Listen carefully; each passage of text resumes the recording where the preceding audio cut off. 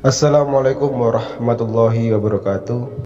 Berada di wilayah utara kota Surabaya, makam Sunan Ampel selalu memiliki daya tarik tersendiri sebagai wisata religi di kalangan pengunjung domestik maupun internasional. Tak hanya dikenal sebagai kisah Sunan Ampel atau Raden Rahmat sebagai salah satu dari 9 wali yang menyebarkan agama Islam di tanah Jawa. Di masa prosesnya berdakwah, Raden Rahmat memiliki murid sekaligus sahabat bernama Mbah Soleh. Setelah Sunan Ampel menerima sebidang tanah dari Raja Majapahit, bersama-sama Mbah Soleh, Mbah Bolong, serta santri-santrinya, dia membangun Masjid Agung Sunan Ampel sebagai tempat pendidikan agama Islam pertama.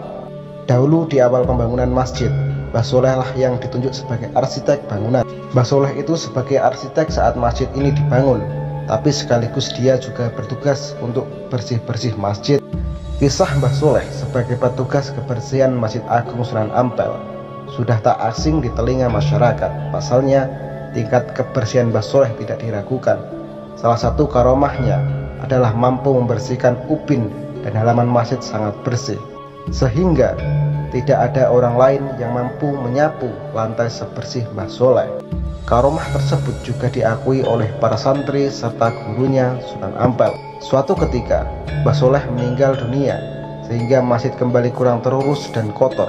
Sunan Ampel tak dapat menemukan sosok yang bisa menggantikan Mbah Soleh untuk membersihkan masjid. Saat Mbah Sunan Ampel setelah sholat, beliau merenung. Beliau tiba-tiba nyeletuk, andai Mbah Soleh masih hidup, mungkin masjid ini akan bersih kembali. Sunan Ampel melihat sosok Mbah Soleh hidup kembali yang sedang menyapu halaman masjid. Betapa gembiranya Sunan Ampel saat itu. Masjid kembali terawat dan bersih.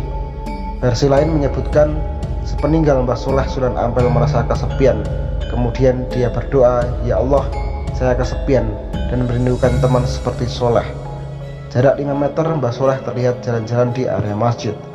Kejadian tersebut berulang sehingga 9 kali. Artinya, Mbah Soleh hidup dan meninggal selama 9 kali.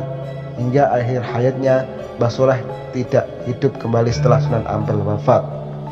Saat ini, seluruh makam Mbah Soleh diletakkan secara berjejer berjumlah 9 di sisi utara Masjid Agung Sunan Ampel tanpa berdekatan dengan makam-makam lainnya.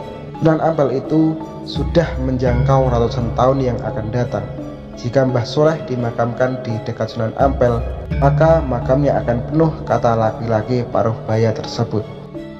Keajaiban pada kisah Mbah Soleh ini tak hanya menarik bagi kalangan muslim saja. Banyak dari masyarakat agama lain ziarah ke makam Mbah Soleh dan ingin melihat secara langsung makam satu orang yang berjumlah 9. Demikian karomah Mbah Soleh Ampel. Assalamualaikum warahmatullahi wabarakatuh.